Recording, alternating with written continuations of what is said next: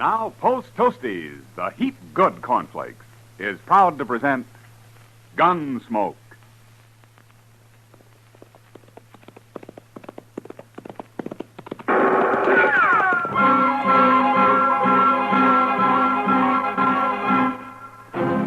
Around Dodge City and in the territory on west, there's just one way to handle the killers and the spoilers, and that's with a U.S. Marshal and the smell of gun smoke.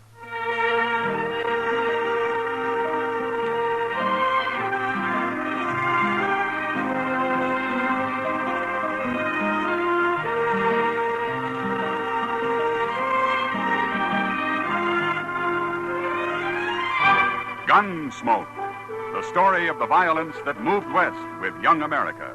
The story of a man who moved with it. Matt Dillon, United States Marshal. It's easy to do your whole tribe a big favor, Mother. Just pour every big and little Indian in your camp a breakfast bowl full of Post Toasties. Post Toasties, you know, are the heap good cornflakes. They're the best thing that's happened to corn since the Indians discovered it. Fresh as fresh can be.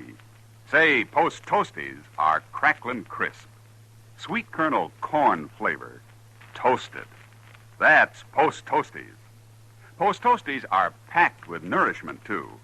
A bowl of Post Toasties with sugar and milk helps your big braves and little Indians start the day right. Get Post Toasties soon. And now, Gunsmoke, starring William Conrad.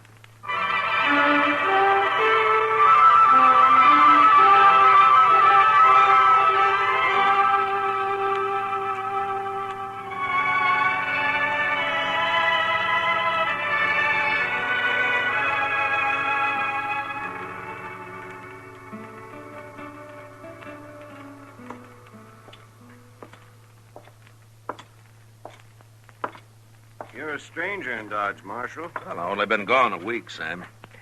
Hey, you got any rye left? Kitty over there has got the last bottle, Marshal. Oh? I'll have some tomorrow when the Santa Fe gets in. Good. Meanwhile, I'll see if I can talk Kitty out of a drink. Sure.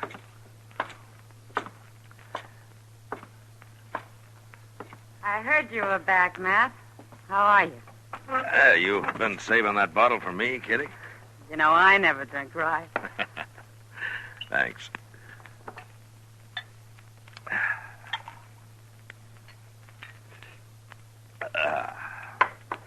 That's the closest I've been to civilization in a week. Did you find what you're after? Yeah, I found him. Yeah. What's that stuff you're drinking? This? Here. Keep the bottle on the floor. Looks better. Now, let me see that. Professor Bone's Wonder Medicine. Celebrated vegetable pulmonic detergent. Well, I hope it tastes better than it reads, Kitty. Tastes fine, Matt. Makes you feel fine, too. Essential oil of worm seed, a new and valuable curative. Professor Bone, Ph.D. in Pulmist, Professor of Practical and Medical Botany, Natural and Civil History. Well, that makes sense. Where the world you get a hold of this? Well, everybody's taking it, Matt. Oh, I forgot you were away when Professor Bone arrived. What? You mean he's here in Dodge? Sure. Came last Thursday. Got a fancy wagon he lectures from every day. About this time, as a matter of fact. You should hear him, Matt. He's great. Yeah. He must be. No, he really is. Well, what's in that tonic, Kitty? You're kind of misty already. Makes you feel great, Matt. Try some. Here. No, thanks. I don't need any worm seed oil. Liquor does me all the harm I need. You'll buy some once you've heard him talk. He's awful smart, Matt. Yeah, he must be. He's a professor. It says so on the bottle there. I don't care if he's a professor or not. He makes wonderful tonic. Yeah, I can see he does. Matt? Oh, I'm glad you're back. Yes, you come with me. Hello, Doc. Sit down, won't No, you come with me, outside. I want you to see this spectacle. What? Oh, well, what are you talking about, By Doc? this red-nosed old scarecrow, Lute Bone. You ought to be tarred and feathered, that's what. Oh, look right there. There's a bottle of Kitty. That's yours. It's good, Doc. Real good. I'm going to smash this bottle in the street. No. And if I find you drinking any more of it, I'll paddle you. That's what I'll do. Really, Doc?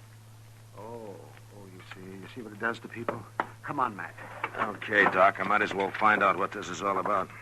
You'll excuse us, Kitty? You, not Doc. I mean what I said, Kitty. Boy. Yeah, let's go, Doc.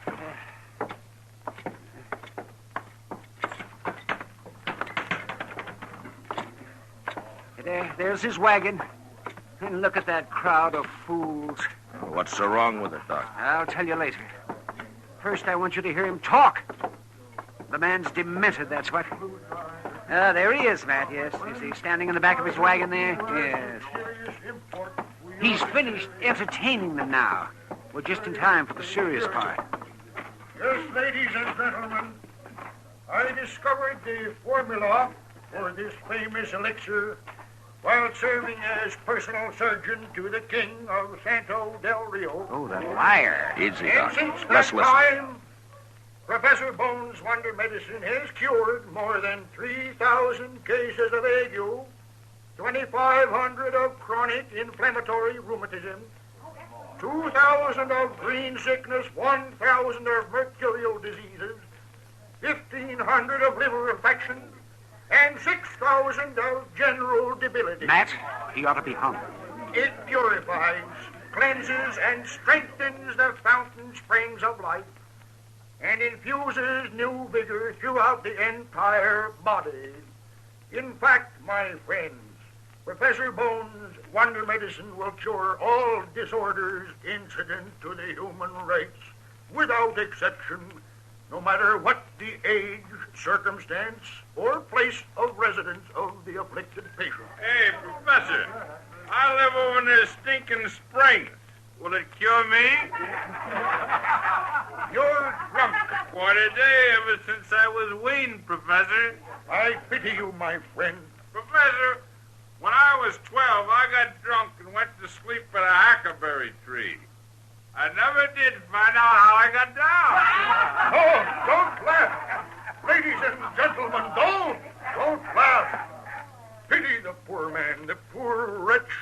Whiskey has him crushed in its foul trap.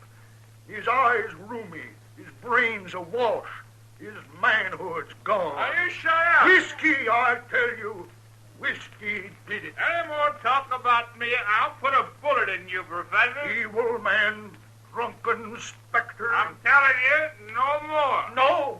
No more. Now, ladies and gentlemen, about to appear on the wagon beside me is a man you all know and respect. One of your finest and most worthy citizens, a man whose very presence contributes mightily to the progress of your fair town, a man whose soul is pure, but whose body has been the host of 5 separate diseases, any one of which would soon have been fatal. But now he is saved. 3 bottles of Professor Bones' Wonder Medicine has done it, and here he is to tell you of this miraculous cure in his own words. Step forward, sir, and speak. Speak for the sake of your fellow man. Great heavens, Matt. It's Chester. Chester, Hello, Mr. Dillon. get on from there. Why, yes, sir. But, my dear sir, you've got to talk to the people. Hurry it up, Chester. Well, who are you, sir? Where are you going now?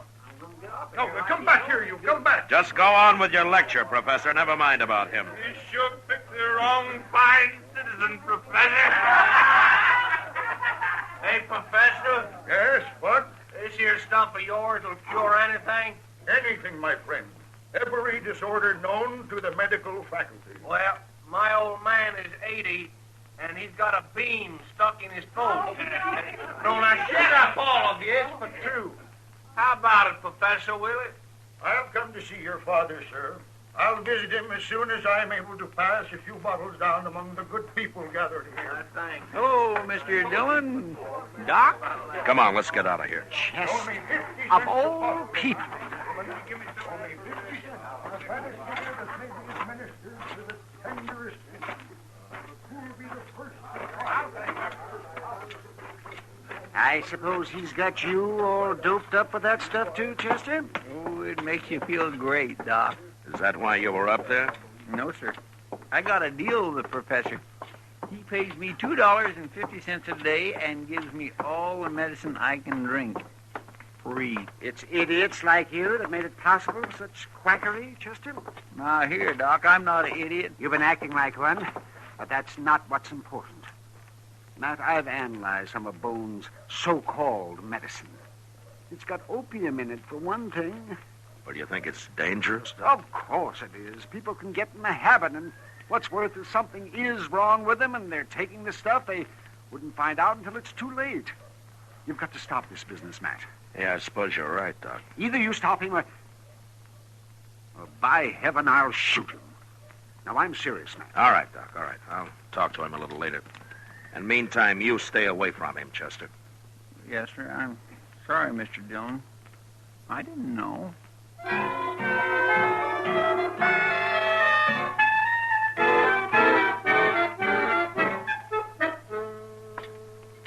British gentlemen in flames of blood causes dropsy and gout, unhappy wives, empty larders, naked children, lost cows, leaky roofs, That's enough, bloody noses, broken shins, flat purses, and bad reputation.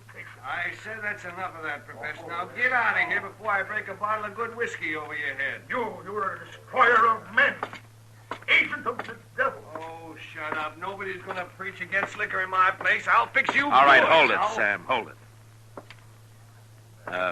Professor Bone, I'd like to have a word with you. And who are you, sir? I'm a U.S. Marshal. Now, let's sit at a table over there, huh? Come on. I'm at your service, Marshal.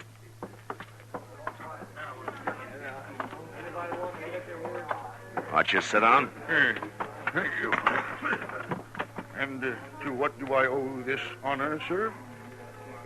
It isn't exactly an honor, Professor. I want you to stop putting opium in that stuff you're selling. Oh, well, come now, Marshal. Surely you don't believe... Doc Adams has analyzed it, Professor, and either you make it harmless or I'm going to run you out of Dodge. Yes, I believe you would. Now, you're free to sell it, and you're free to do all the talking you want, but that's all. I'm a lonely old man, Marshal, and am tired of wandering. I'll do what you say. Good. I hope you don't get into trouble with your preaching about liquor, Professor. I have been fighting against drink ever since I was a youth. Oh? Well, what about opium? Isn't that just as bad? Well, I don't sell enough to do any harm, Marshal. Maybe, but why are you so strong about whiskey? When I was a child of 12, my grandfather got drunk and threw a pet owl onto a horse that was standing nearby. What? And he did. And it frightened the horse into kicking an orphan boy. Broke the rim of his belly. That boy died, Marshal. Oh, I see. Professor Bone. Ah, Mr. Reeves. Welcome, sir. And how is your good father? Marshal, I'm glad you're here. Oh, what's the trouble, Reeves? This here now Professor, he's in trouble. I'll tell you. My old man, he had a bean stuck in his throat. The professor told me to give him a steam bath and then throw cold water on him. And I was doing it. Well, what for? Well, so as he'd catch cold and get a cough and bring up the bean. Oh, well, of all... But it didn't work, Mr. Reeves. It killed him. What? My old man is dead. Dead? Good heavens, poor fellow. Now, I'm going to kill you, Professor. No, you're not. No, but no man can die of a mere cold, Mr. Reeves. Something must have gone wrong. Something went wrong, all right. Come on. We'll get Doc and go see what this is all about. And you get the idea of shooting anybody out of your head, Reeves. Maybe I will.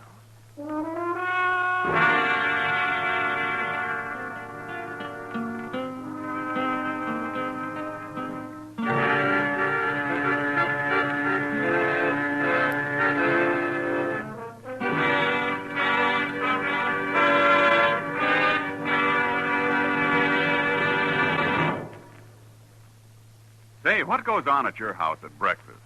Well, you can take it from me. the best thing that can go onto your breakfast table is Post Toasties. Yes, sir, Post Toasties, the heap good cornflakes. Those golden crisp cornflakes are the best thing that's happened to corn since the Indians discovered it. You know how to prove it? Just pour out breakfast bowlfuls of Post Toasties for your whole tribe. Then watch how they enjoy them. Post Toasties are crisp and tasty, from the first bite down to the last spoonful. That sweet kernel corn flavor makes your breakfast. So always ask for Post Toasties, the heap good cornflakes. Post Toasties, heap good cornflakes. The best thing that's happened to corn since the Indians discovered it. Heap good cornflakes. Post Toasties, heap good cornflakes. Remember, Post Toasties is one of the famous triple-wrapped Post cereals, guaranteed fresh or triple your money back. Now back to Gunsmoke.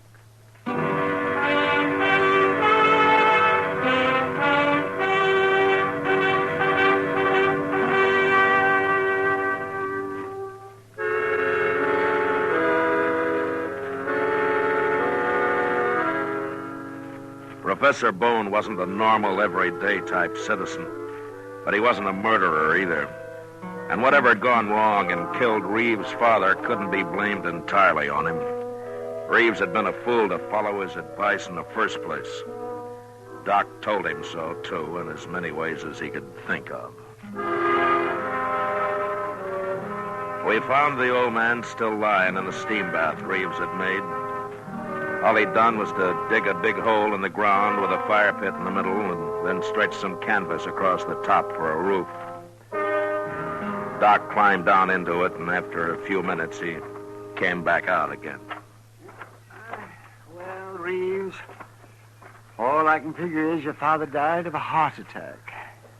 I don't believe it, Doc.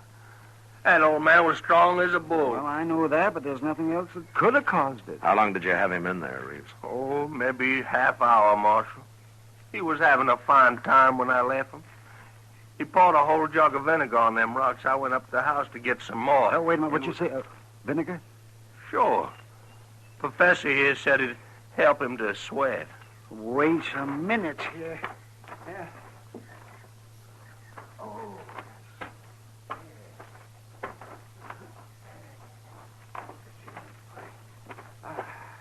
Yes, I thought so. What? It's the vinegar that killed him, Reeves. What do you mean? That's limestone you used in there, isn't it? Well, limestone is All sure. right. You put vinegar on hot limestone, and it'll make acid gas. Well, And that's what suffocated your pa. I'll be... I didn't tell you to use limestone, Mr. Reeves. No, you can't blame me for that. No, but the vinegar was your idea, Professor, and I still say you murdered him. Now, wait a minute, Reeves. You're not being sensible. This thing was an accident, that's all. Huh? I'm not a murderer.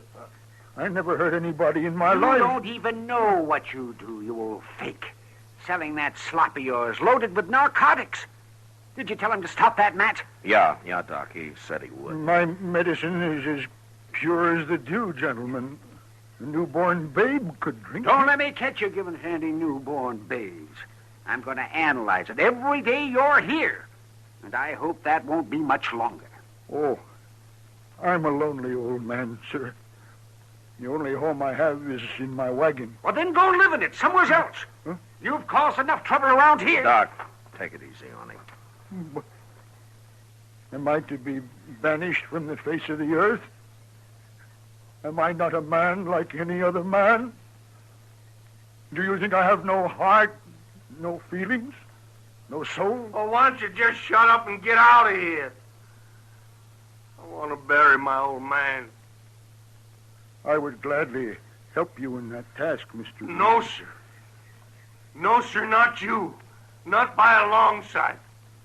You are unkind, sir. Gentlemen, I take my leave of you. Good day.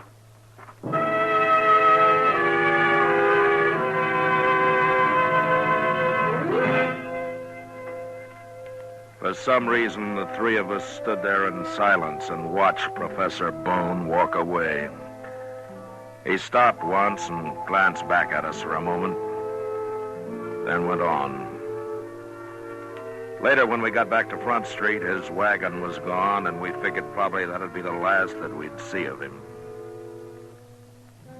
Dodge was fairly quiet that night, and when somebody reported seeing a fire of some kind out on the prairie, I decided I might as well ride out and have a look. There's no flames left, Mr. Dillon.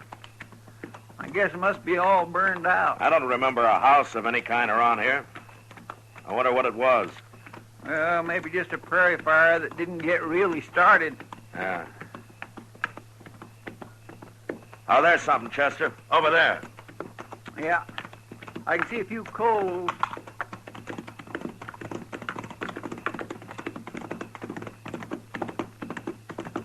Holla.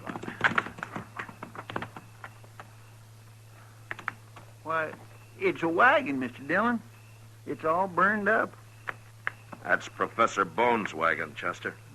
Golly, sir, you're right. That's his horse, too. Professor! Professor Bone? Now, let's take a look here.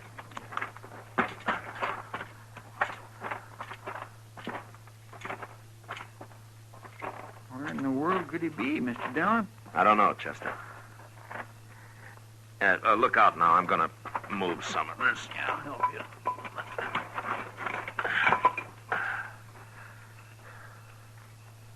you. Look. Look right there. Yeah, You think that's a professor? I'm afraid so, Chester. Poor old fella. He must have been asleep and his wagon caught fire. Maybe. Funny he couldn't get out, though. Unless he was drunk or something. Professor Bone didn't drink, Chester. That's right, I forgot. He sure didn't. Say, you think maybe somebody did this, Mr. Dillon? Well, he had 2 or 3 men pretty mad at him. Yeah, or maybe it was Indians. Oh, not this close to Dodge. No. No, I guess not. I don't know, Chester. A lot of things can happen to people who get too lonely. Now, come on, let's get out of here. We'll take care of him in the morning.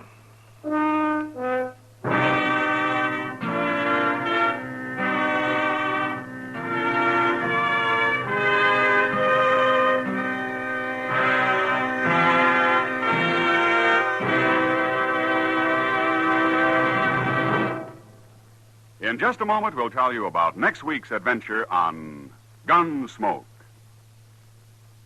Say, exciting things happen to breakfast when there's sugar crinkles at every place. Sure, new sugar crinkles make breakfast more fun than a circus. You know why? Sugar crinkles is the sugar rice treat that's just right sweet. Not too sweet, the way some sugar-coated cereals seem to be, and not like others that aren't sweet enough. Sugar crinkles, every golden crisp nugget of them, is just right sweet. So try starting your day off just right with new sugar crinkles. And don't forget, when you're listening to the radio or watching television, sugar crinkles make great snacks. From the bowl or from the pack for your breakfast or a snack, sugar crinkles are more fun than a circus. Try sugar crinkles soon. They're the sugar rice treat that's just right sweet. So better get several packages.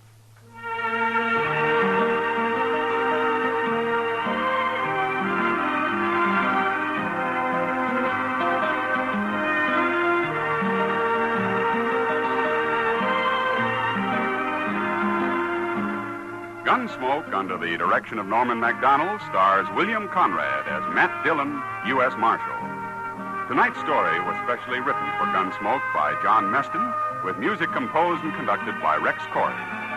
Featured in the cast were John Daner, Barney Phillips, Paul Dubob, and Lawrence Dobkin. Parley Bear is Chester, Howard McNear is Doc, and Georgia Ellis is Kitty. Ken Peters speaking. Join us again next week as Matt Dillon, U.S. Marshal, avenges a killing during his fight to bring law and order out of the wild violence of the West in Gunsmoke.